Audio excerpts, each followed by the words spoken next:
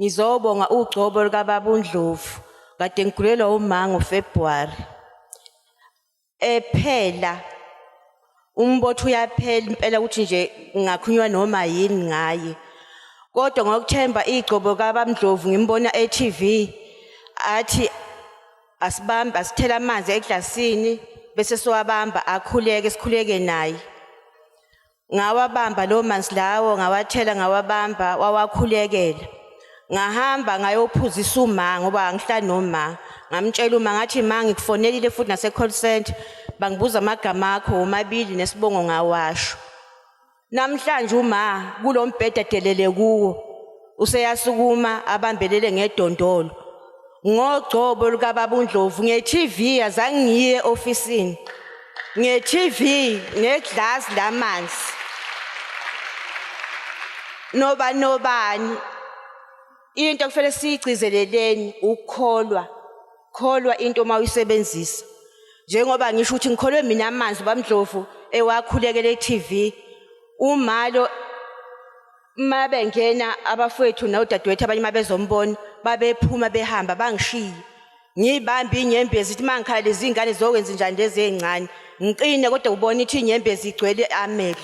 Kodwa ngogcobo likaBaba uNdlovu lele ngilibonile e-TV namhlanje anginamali kodwa ngithe ngiyeza noma ngathi ungibeka isandla okuningi ama product ingawatholanga kodwa ngokholo ongaphakathi kholwa entweni zikaBaba uNdlovu ama product akhe.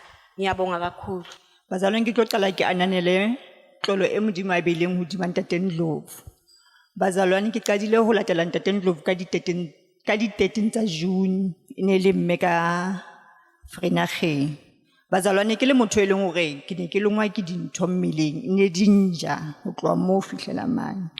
Empa ke le ka sebedisa anointing oil ya mme re ke hlape ka yona ke be ne ke itlotse. Di lefta fela ka letsatsi ya ba o fedile ka tsona. Ke phetse le tsona 8 years. Ha ke qeta ho hlapa fela ke tswa ka ntle ho Bascom. Bazalwane ke ne ke jwa ke dintho tseno awara kaofela. Tlamehile ke dule fatshe.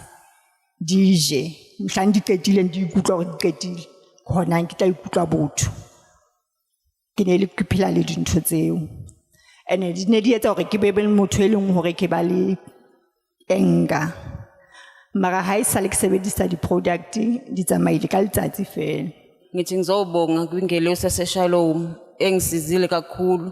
Umntanami bengalala ebusuku eklinywa yinto kuze kuse intamo ivuvukile. Ngibonga ikhalenda engifake endlini ngathola nosawoti nespirit semoya eoffice ngasebenzisa kona. Umntanami wayesephumile nasendlini engasalali khona. Kodwa ngengelosi yaseShalom usebuyele endlini nasesikoleni bengasenzi kahle kodwa umehluko manje ngiyawubona ukuthi uba khona. Ngithi ngizobonga kakhulu seyalala ebusuku. Ngahlangana noBaba uNdlovu endaweni yaseMnambithe Town Hall. Ngizobonga ugcobo lakhe lwesichitho. Nganginenkinga yama-acne. Khona lamashashaza afikile la amakhulu anobomvu. Ngase ngihambe ama-private doctor, izibhedlela ngoba kwakungiqale last year December.